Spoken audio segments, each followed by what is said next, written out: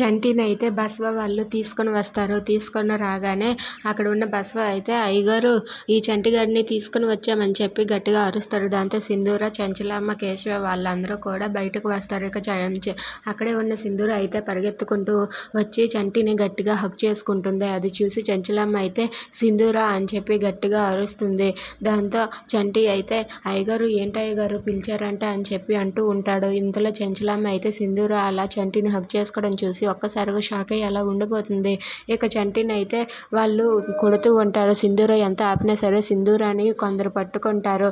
ఇక రవిబాబు వాళ్ళు సింధూరాన్ని పట్టుకున్నాక చంటిని అయితే బసవ వాళ్ళందరూ కూడా చితక కొడుతూ ఉంటారు. ఇంతలో చంచలమ్మ లోపల నుండి తన గన్ను తీసుకొని వచ్చి ఆ తుపాకీతో చంటికి గురిపెడుతుంది. ఇక చంటిని షూట్ చేయడానికి ఇలా క్లిక్ చేస్తే సింధూర అది పక్కకు నెట్టేసి అత్తమ్మ అని చెప్పి అంటుంది. ఇక ఆ బుల్లెట్ అయితే గాల్లో కలిసిపోతుంది. ఇక సింధూర అలా చేసినందుకు చంచలమ్మ చాలా కోపంతో రగిలిపోతూ ఉంటుంది.